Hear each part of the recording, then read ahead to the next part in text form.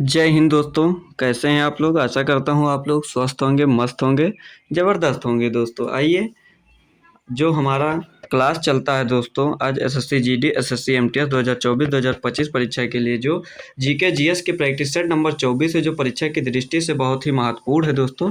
आइए आज हम फिर उस पर चर्चा करेंगे दोस्तों, प्रैक्टिस सेट नंबर 24 पे दोस्तों। आइए आज की क्लास को स्टार्ट करते हैं दोस्तों। आज का मोटिवेशनल थॉट है दोस्तों, देखिए लिखा है, हालात चाहे जैसे भी हों, हालात चाहे जैसे भी हों, धड़कनों में नशा जीत का ही होना चाहिए दोस्तों। हालात चाहे जैसे भी हों दोस्तों, धड़कनों में नशा जीत का ही होना चाहिए दोस्तों। आइए सर्वप्रथम सबसे पहले दोस्तों सभी को आज एक महत्वपूर्ण दिवस है दोस्तों, जिसके बारे में आप लोग जान लीजिए दोस्तों थोड़ा सा। आज 2 अक्टूबर है दोस्तों। क्या है आज 2 अक्टूबर है दोस्तों, और 2 अक्टूबर को 2 महत्वपूर्ण व्यक्तियों का जन्म दिवस होता है दोस्तों। किन किन लोगों का? पहले तो हमारे महात्मा गांधी जी हो जाएंगे दोस्तों। कौन हो जाएगा? पहले हमारे महात्मा गांधी जी का जयंती इसी दिन मनाया जाता है दोस्तों, और दूसरा हमारे लाल बहादुर शास्त्री जी का जन्म दिवस इसी दिन मनाया जाता है। किसका? लाल बहादुर शास्त्री जी का जन्म दिवस भी इसी दिन मनाया जाता है दोस्तों। तो सबको गांधी जयंती की हार्दिक शुभकामनाएं दोस्तों। आइए आज की क्लास को स्टार्ट करते हैं। एक बात और जान लीजिए दोस्तों, 2 अक्टूबर को दोस्तों 2007 से अंतर्राष्ट्रीय अहिंसा दिवस के रूप में मनाया जाता है। 2 अक्टूबर को ही अंतर्राष्ट्रीय अहिंसा दिवस के रूप में मनाया जाता है, 2 अक्टूबर को ही। और 2 व्यक्तियों का जन्मदिन होता है दोस्तों। कौन कौन? महात्मा गांधी जी का और लाल बहादुर शास्त्री जी का। लाल बहादुर शास्त्री जी हमारे दूसरे प्रधानमंत्री थे दोस्तों। आइए आज देरी न करते हुए आज की क्लास को स्टार्ट करते हैं दोस्तों। आज का हमारा पहला प्रश्न है दोस्तों, देखिए पहला प्रश्न अति महत्वपूर्ण प्रश्न दोस्तों। क्या कह रहा है दोस्तों? कह रहा है, नरेंद्र मोदी क्रिकेट स्टेडियम भारत के प्रमुख स्टेडियमों में से एक है जो कहाँ पे स्थित है दोस्तों। कह रहा है, नरेंद्र मोदी क्रिकेट स्टेडियम भारत के प्रमुख स्टेडियमों में से एक है जो डैश में स्थित है दोस्तों। तो ऑप्शन देख लीजिए, अहमदाबाद, नई दिल्ली, बड़ौदा, सूरत। तो दोस्तों जो नरेंद्र मोदी क्रिकेट स्टेडियम है वह हमारा स्थित है अहमदाबाद में। कहाँ पे स्थित है दोस्तों? अहमदाबाद में हमारा नरेंद्र मोदी क्रिकेट स्टेडियम स्थित है, अहमदाबाद में दोस्तों। आइए जानते हैं इसके बारे में दोस्तों। देख लीजिए लिखा हुआ है, क्या कह रहा है? कह रहा है, नरेंद्र मोदी क्रिकेट स्टेडियम अहमदाबाद गुजरात में स्थित है। इसे मोटेरा स्टेडियम के नाम से भी जाना जाता है। यह स्टेडियम विश्व का सबसे बड़ा क्रिकेट स्टेडियम है, जिसकी बैठने की क्षमता 1,10,000 से अधिक दर्शकों की है। इसका उद्घाटन 24 फरवरी 2020 को भारत के राष्ट्रपति द्वारा किया गया था दोस्तों। कब किया गया था? 24 फरवरी 2020 को भारत के राष्ट्रपति द्वारा किया गया था दोस्तों। आप लोग कमेंट में बताइए दोस्तों, उस समय भारत के राष्ट्रपति कौन थे? 24 फरवरी 2020 को जो भारत के राष्ट्रपति द्वारा इसका उद्घाटन किया गया था, तो उस समय भारत के राष्ट्रपति कौन थे दोस्तों? आप लोग कमेंट में इसका आंसर बताइए दोस्तों। आइए अगला प्रश्न देखते हैं, प्रश्न नंबर 2। प्रश्न नंबर 2 देखिए दोस्तों, कह रहा है, मणिका बन्ना ने एशियाई कप टूर्नामेंट में कांस्य पदक जीता, वह किस खेल से जुड़ी हुई है? जूडो से, शतरंज से, टेबल टेनिस से या जिम्नास्टिक से? तो दोस्तों जो मणिका जी हैं वो हमारा जो एशियाई टूर्नामेंट में जो कांस्य पदक जीती थी वह टेबल टेनिस से जुड़ी हुई है दोस्तों। ऑप्शन नंबर 3 इसका बिल्कुल करेक्ट आंसर हो जाएगा प्रश्न नंबर 2 का दोस्तों। आइए जानते हैं इसके बारे में। देखिए, मणिका बन्ना एक प्रसिद्ध भारतीय टेबल टेनिस खिलाड़ी हैं दोस्तों। उन्होंने विभिन्न अंतर्राष्ट्रीय टूर्नामेंटों में भारत का प्रतिनिधित्व किया है और कई पुरस्कार जीते हैं दोस्तों। आइए प्रश्न नंबर 3 दोस्तों देख लीजिए। प्रश्न नंबर 3 कह रहा है, अर्जुन पुरस्कार विजेता दीक्षा डागर किस खेल से संबंधित है? ऑप्शन ए गोल्फ से, टेनिस से, बैडमिंटन से या व्यायाम से? तो जो दीक्षा डागर जी हैं दोस्तों वो गोल्फ से संबंधित हैं दोस्तों। किस खेल से? वो गोल्फ खेल से संबंधित हैं दीक्षा डागर जी। जो दीक्षा डागर जी हैं अर्जुन पुरस्कार विजेता, वह गोल्फ खेल से संबंधित हैं दोस्तों। आइए इनके बारे में जानते हैं दोस्तों। देखिए, दीक्षा डागर एक भारतीय पेशेवर गोल्फ खिलाड़ी हैं जिन्होंने छोटी उम्र में ही गोल्फ में महत्वपूर्ण उपलब्धियां हासिल की है। गोल्फ खेल में उनके असाधारण योगदान को मान्यता देते हुए उन्हें भारत के सर्वोच्च खेल सम्मानों में से एक अर्जुन पुरस्कार से सम्मानित किया गया है दोस्तों दीक्षा डागर जी को। आइए देखते हैं अगला प्रश्न, प्रश्न नंबर 4 क्या कह रहा है दोस्तों। प्रश्न नंबर 4 कह रहा है राजीव गौबा के उत्तराधिकारी के रूप में भारत के नए कैबिनेट सचिव के रूप में किसे नियुक्त किया गया अगस्त 2024 में दोस्तों।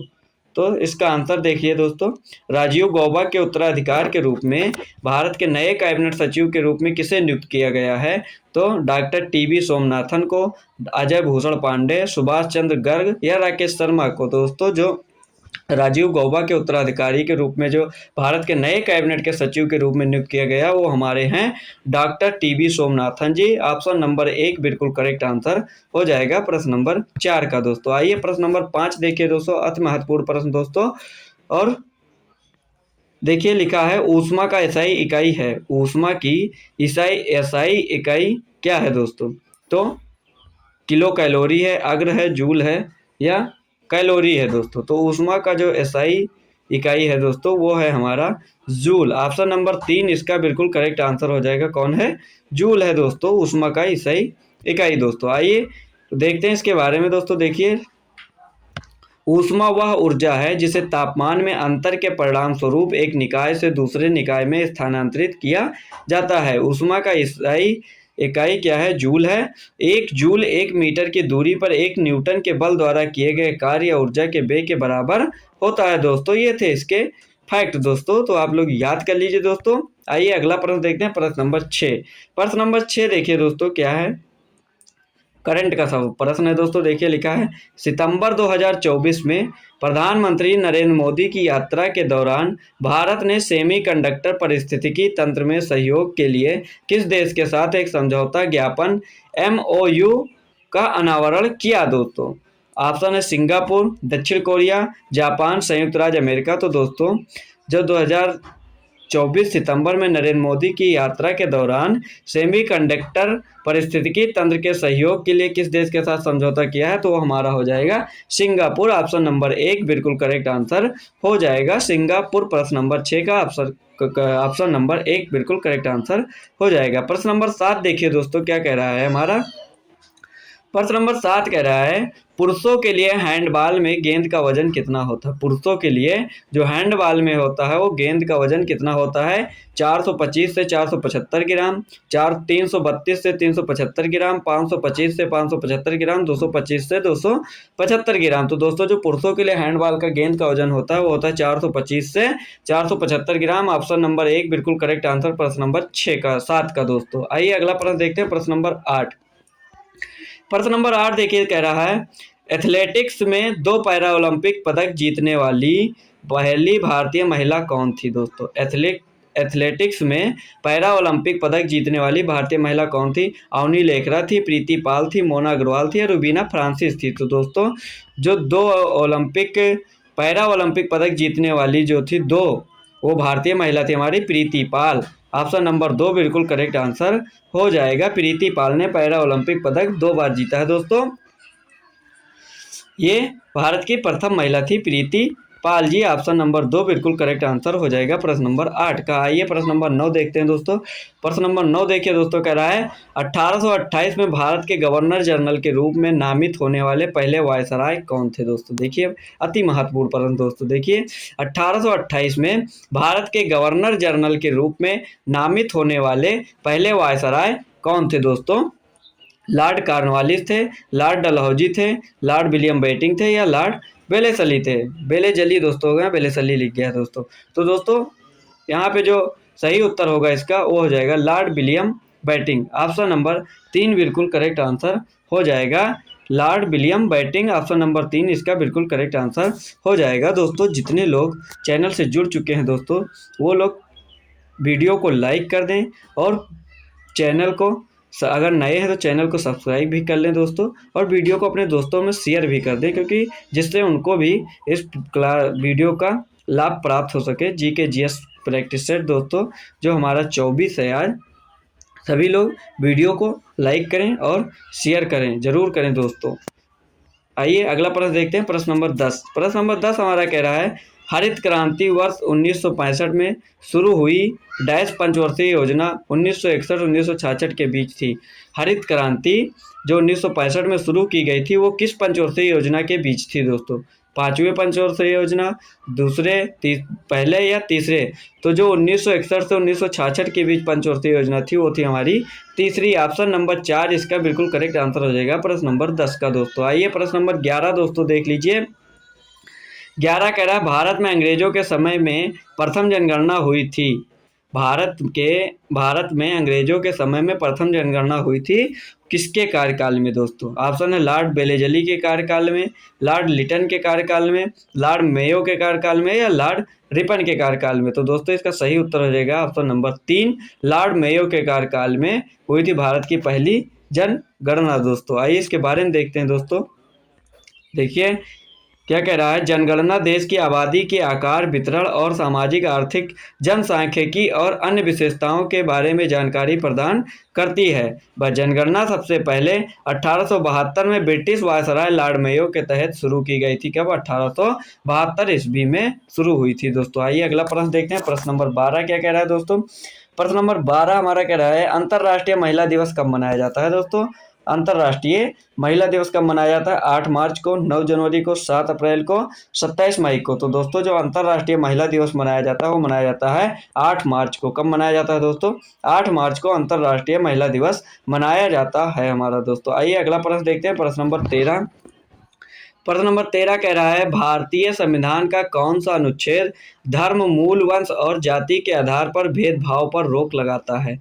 भारतीय संविधान का कौन सा अनुच्छेद धर्म, मूल, वंश और जाति के आधार पर भेदभाव पर रोक लगाता है? अनुच्छेद 15, अनुच्छेद 16, अनुच्छेद 17 या अनुच्छेद 18? तो दोस्तों इसका सही उत्तर हो जाएगा अनुच्छेद 15, ऑप्शन नंबर 1 बिल्कुल करेक्ट आंसर हो जाएगा प्रश्न नंबर 13 का दोस्तों। आइए अगला प्रश्न देखते हैं। प्रश्न नंबर 14 कह रहा है संविधान का अनुच्छेद 19 सभी नागरिकों को डैश अधिकारों की गारंटी देता है दोस्तों। जो अनुच्छेद 19 है दोस्तों कितने अधिकारों की गारंटी देता है? ऑप्शन है 5, 3, 4, 6।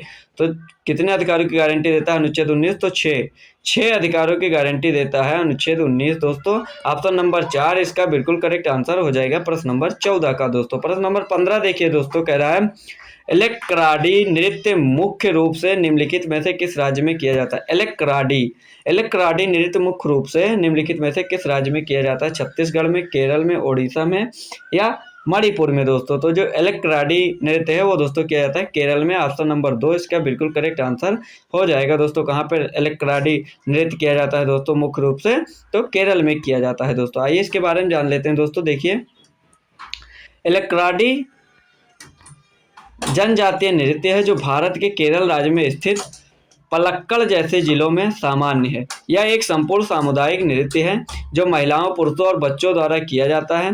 इलेक्ट्राडी का विषय भालू के खिलाफ लोगों के लिए लड़ाई से संबंधित है दोस्तों ये। आइए अगला प्रश्न देखते हैं। प्रश्न नंबर 16 और बहुत ही महत्वपूर्ण प्रश्न। देखिए क्या कह रहा है दोस्तों, आनंद मठ उपन्यास के लेखक हैं। आनंद मठ उपन्यास के लेखक कौन है दोस्तों? अगर आप लोगों में से किसी को पता है दोस्तों तो आप लोग उत्तर कमेंट में करिए दोस्तों, कमेंट करिए दोस्तों। जिसका पता है उत्तर, नहीं पता है तो हम तो बता रहे हैं दोस्तों। एक देख लिया दीनबंधु, सुब्रमण्य भारती, भारतेंद्र हरिश्चंद्र या बंकिम चंद्र चट्टोपाध्याय। तो दोस्तों जो आनंद मठ उपन्यास के लेखक हैं वो हमारे हैं बंकिम चंद्र चट्टोपाध्याय जी। ऑप्शन नंबर 4 इसका बिल्कुल करेक्ट आंसर हो जाएगा। आनंद मठ उपन्यास के लेखक कौन है? बंकिम चंद्र चट्टोपाध्याय जी। आइए अगला प्रश्न देखते हैं। प्रश्न नंबर 17 हमारा कह रहा है कर्पूरी देवी एक ख्यातनाम कलाकार पेंटिंग डैश से संबंधित हैं।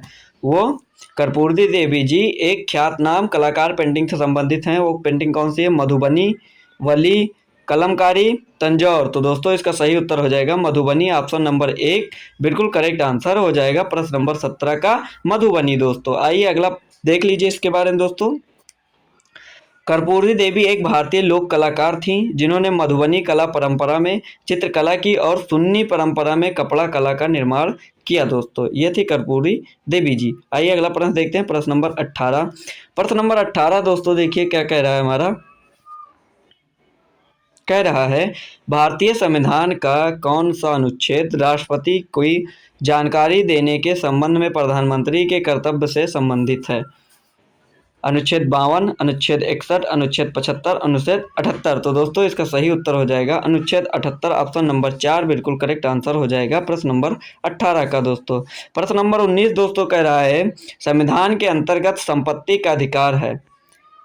संविधान के अंतर्गत संपत्ति का अधिकार क्या है? विधिक अधिकार है, मौलिक अधिकार है, यह अधिकार नहीं है, सरकार के नियंत्रण के अधीन मौलिक अधिकार है। तो दोस्तों इसका सही उत्तर हो जाएगा विधिक अधिकार, यानी कानूनी अधिकार है। संपत्ति का अधिकार जो है वो कानूनी अधिकार है। ऑप्शन नंबर 1 बिल्कुल करेक्ट आंसर हो जाएगा विधिक अधिकार दोस्तों। आइए इसके बारे में जान लेते हैं दोस्तों, देख लीजिए।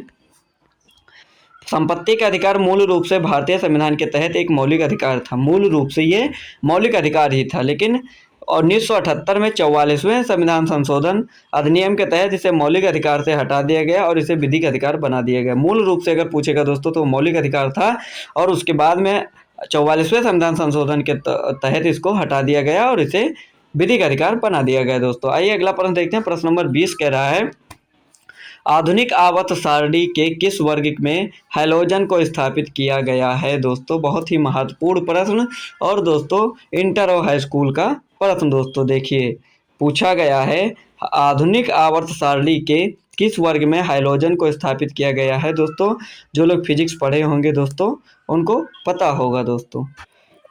सॉरी फिजिक्स नहीं, केमिस्ट्री दोस्तों, ये केमिस्ट्री में आता है दोस्तों। आधुनिक आवर्त सारणी किस वर्ग में हैलोजन को स्थापित किया गया है दोस्तों? तो ये किसमें 16वें, 18वें, पहले या 17वें?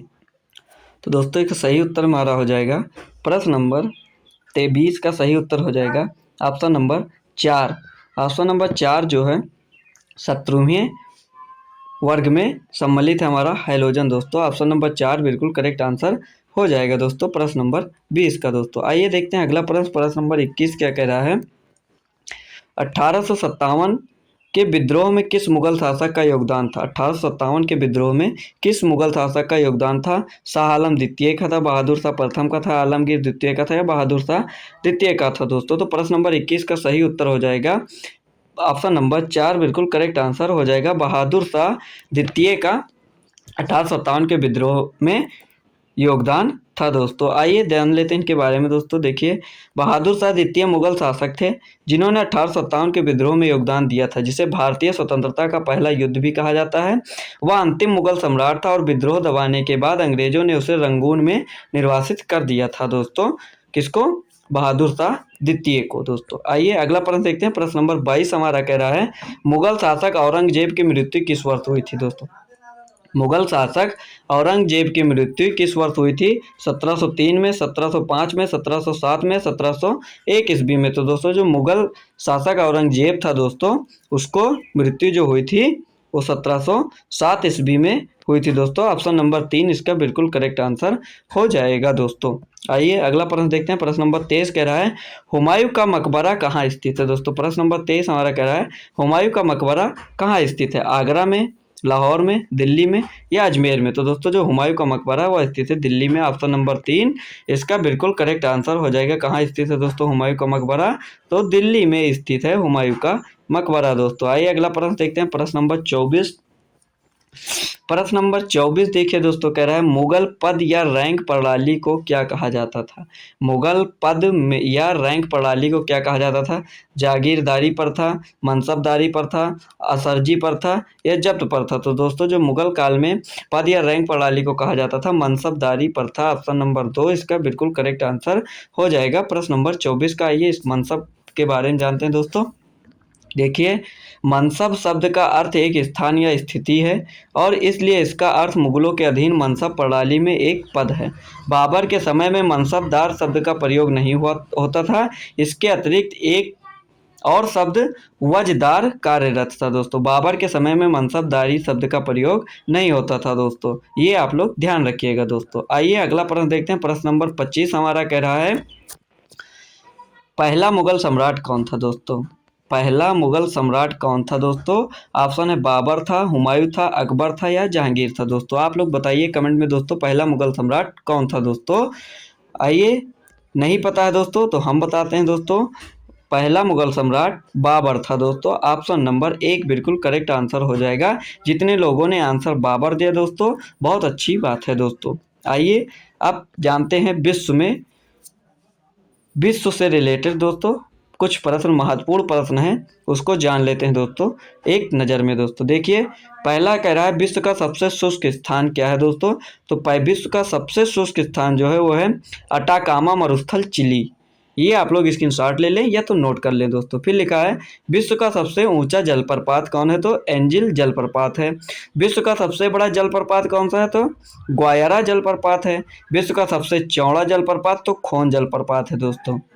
विश्व की सबसे बड़ी खारे पानी की झील जो है वो है कैस्पियन सागर दोस्तों। इसको आप लोग नोट करते रहिए दोस्तों। फिर छठा देखिए दोस्तों, कह रहा है विश्व की सबसे बड़ी ताज़ा पानी की झील कौन सी है, वो लेक सुपीरियर झील है दोस्तों। विश्व की सबसे गहरी झील तो बैकाल झील। विश्व सबसे अधिक ऊंचाई पर स्थित झील कौन सी है, तो है टिटिकाका दोस्तों। विश्व में सबसे अधिक ऊंचाई पर स्थित झील जो है वो है टिटिकाका दोस्तों। प्रश्न नंबर 8 का आंसर टिटिकाका। फिर 9वां देखिए दोस्तों, कह रहा है हमारा विश्व की सबसे बड़ी कृत्रिम झील कौन सी है, तो है ओल्गा झील दोस्तों। ये आप लोग याद कर लीजिएगा दोस्तों, महत्वपूर्ण है दोस्तों। विश्व का सबसे बड़ा डेल्टा कौन सा है, वो है सुंदरवन डेल्टा दोस्तों। आइए आगे देखते हैं दोस्तों। फिर हमारा कह रहा है विश्व का सबसे बड़ा महाकाव्य कौन सा है दोस्तों। तो विश्व का सबसे बड़ा महाकाव्य महाभारत है।